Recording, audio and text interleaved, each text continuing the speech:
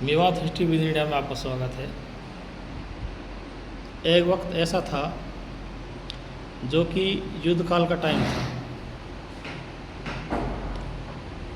उस टाइम में कोई क्षत्रिय नहीं बनना चाहता था और क्षत्रिय की जो परिभाषा है वो ये है अपने क्षेत्र की, अपनी कौम की रक्षा करने वाला को क्षत्रिय कहते हैं।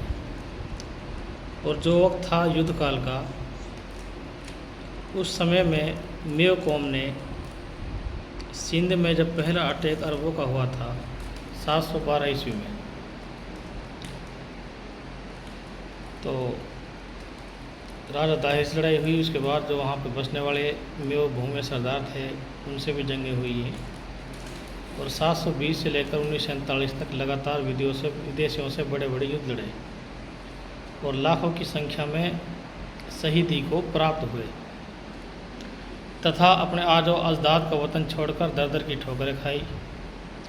मेव कौम का बड़ा पलायन सिंध में अरबों के हमलों के बाद हुआ। युद्ध में मारे गए, वे पलायन पर मजबूर हुए।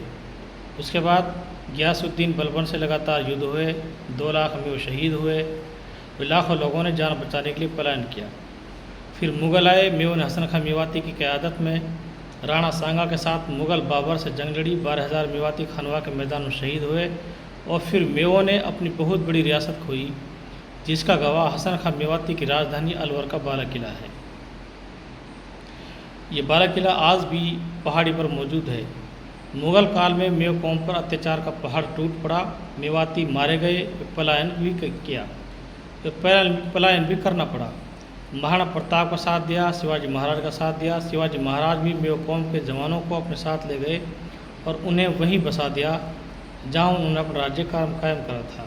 आज भी महाराष्ट्र में मेवों के बहुत सारे गांव मिलते हैं जो शिवाजी महाराज के साथ गए थे।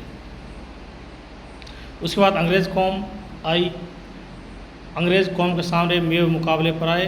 पूरे भारत में जहाँ जहाँ मेवाती आबाद थे 1857 की जंग में सब मेवाती शामिल थे। आज़ादी का झंडा बुलंद किया, फलस्वरूप लाखों लोग बेघर हुए, शहीद हुए। आज़ादी की कीमत अंग्रेज़ों ने मेव कौम से वसूली। सबसे अधिक मेव कौम पंजाब में आबाद थी। इसके 2 टुकड़े कर दिए, एक टुकड़ा पाकिस्तान को दे दिया, दूसरा भारत को दे दिया। आज़ादी की लंबी लड़ाई में मेवों ने भाग लिया था और मेव कौम देश का बंटवारा नहीं चाहती थी। अंग्रेज़ों पर आधारित उस ज़माने में रजवाड़े थे। रजवाड़े भी आज़ादी मिलने के साथ ही ख़त्म हो गए। अंग्रेज़ों के जाते ही राज्य रजवाड़े 15 अगस्त 1947 को घोषणा होते ही मेवात के आसपास के जो रजवाड़े थे, अलवर और भरतपुर की फ़ौज ने मेव कौम का कत्लेआम शुरू कर दिया। वे लोगों को भड़काया। 4 लाख से ऊपर लोग विस्थापित हुए। लगभग 90,000 के करीब मेव कौम के लोग शहीद हुए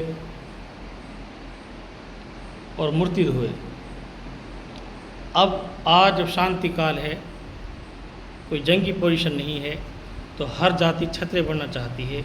अंत में मैं ये कहना चाहता हूँ, यूनान, मिस्र, रोम सब मिट गए जहाँ से, सदियों रहा दुश्मन जहाँ हमारा। कुछ बात है कि हस्ती मिटती नहीं हमारी।